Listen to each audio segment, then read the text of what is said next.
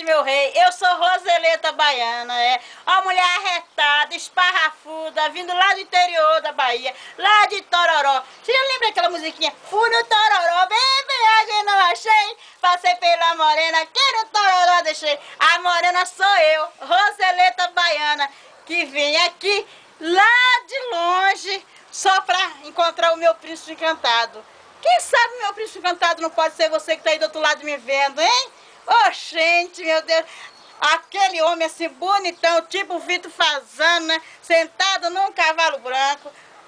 Outro pode ser também o Luciano Huck, Faustão, qualquer um desses homens aí famosos, bonitos, gostosos, que eu sou Roseleta Baiana. E comigo não tem essa não. Passou por Roseleta Baiana registrou.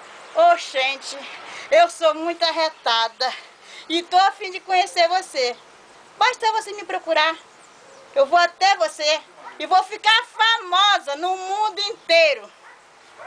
Porque com o meu príncipe encantado eu vou longe.